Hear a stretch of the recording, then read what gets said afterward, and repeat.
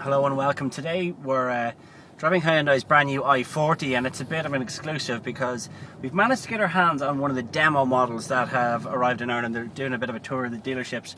The car doesn't officially arrive here until August, and the first of the press models aren't likely to arrive until July. So we're getting a little bit of an early drive in this car, which is always good.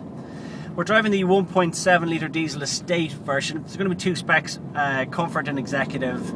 This probably sits somewhere between comfort and executive. It's a pretty high spec model, this one. It's got alloy wheels, cruise control, Bluetooth, so pretty well appointed. Now the thing about this car is that they're aiming it squarely at the Toyota Aventus, and to be honest with you, it actually feels a little bit above it already. It certainly has a pretty engaging chassis, and the engine is also very quiet too. What's impressive about this 1.7 litre diesel is the fact that it's in band A. That's really very impressive. So €104 to tax what is a pretty big car. Hello from inside the cabin of the new Hyundai i40, a car which we now know won't come here until August of this year. Pretty impressive cabin actually. Again, spec might vary from the car that we eventually do get, but this one is quite nicely appointed. Leather steering wheel, phone controls, controls for the audio system, controls for the cruise control, climate control, air conditioning, decent audio system, electronic handbrake. On the back, decent amount of space, even with the seats, rear seats back, there's good leg room, and at the back, that massive load space as well.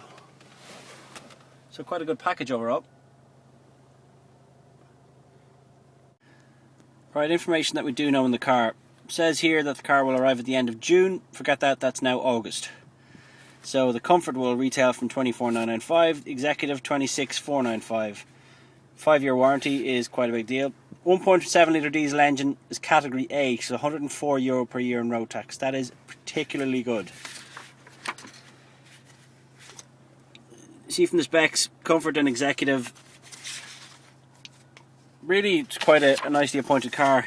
Comfort, manual air conditioning, Executive, dual zone climate control, steel wheels on the Comfort and alloys in the Executive. All got Bluetooth.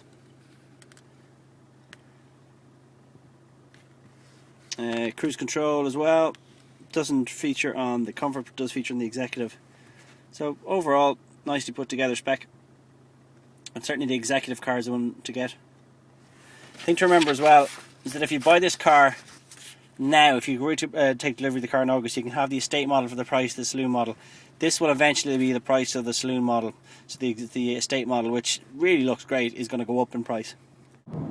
This is going to be sold initially as an estate version, so we know there is a bit of a delay in this model. It was due to arrive in June, but we now know it won't come until August.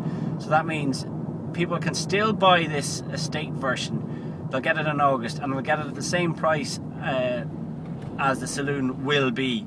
I know that sounds a little bit confusing, but the estate version is going to go up in price. So if you do fancy an estate, you're probably going to need to buy it this year, register it in August, and get it for the price that the saloon will be. The saloon arrives later, it arrives in November. I suppose if you're going to wait till November, most people are probably going to register their car in January then at that stage.